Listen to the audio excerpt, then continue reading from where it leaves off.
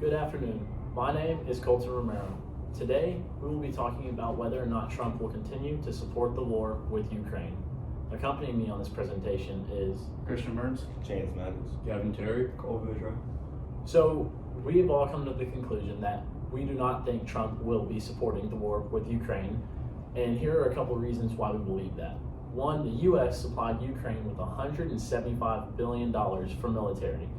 Trump also stated that he would like to try and end the war with peace through power. We've also covered a couple other things.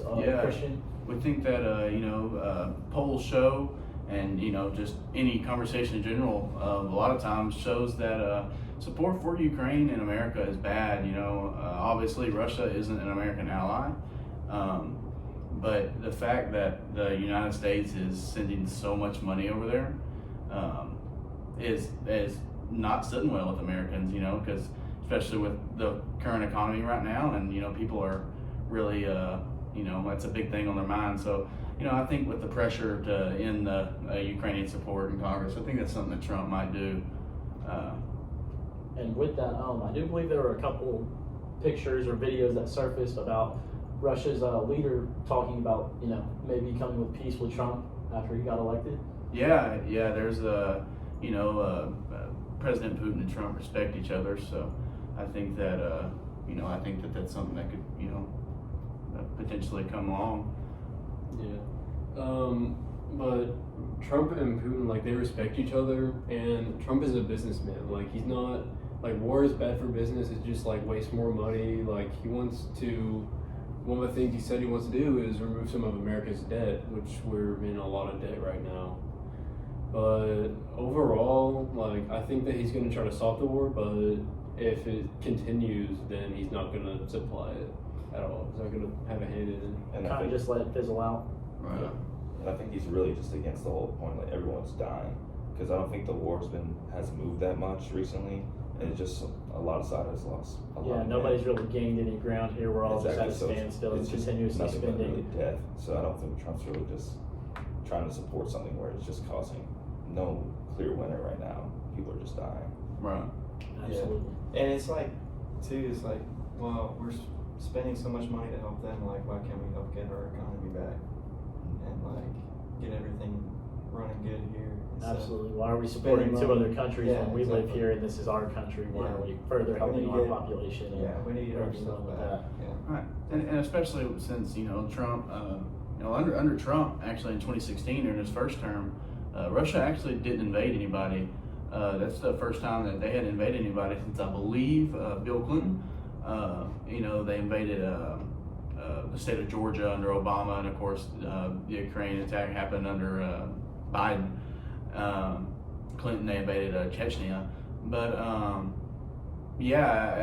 think that Trump is he's a deal maker. I think that his relationship with President Zelensky in Ukraine and President Putin in Russia both, it means a lot for how they're trying to make deals. And like I said, or like they said, both sides haven't really gained much. Just losing a lot of people. It's just pointless to sit there.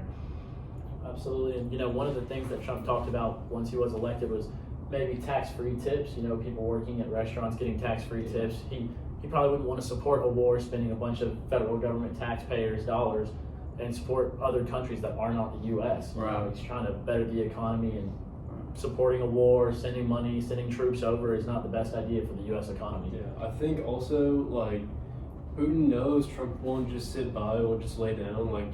I think Putin is kind of probably a little scared that Trump actually will do something if something bad happens or anything like that. Trump is not scared to start attacking back, to start dispersing forces. Absolutely. Trump would rather peace. He wouldn't choose war, but if a war came to it, he wouldn't lay down and let it happen. Trump's big thing is peace through power. But like y'all were saying, Trump's not just going to roll over.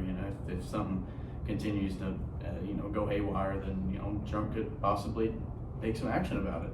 And I don't think he will, but I think a deal will get made before that. So that's just I don't think that the United States is going to continue their support of Ukraine, at least monetary wise. They could maybe vocal support, but I just think the amount of money that they're spending in Congress is just outrageous. And you really don't want this to affect our country as well. Right, 'Cause if right. it starts affecting us, then that's going to put us in a problem while we're supporting another country more.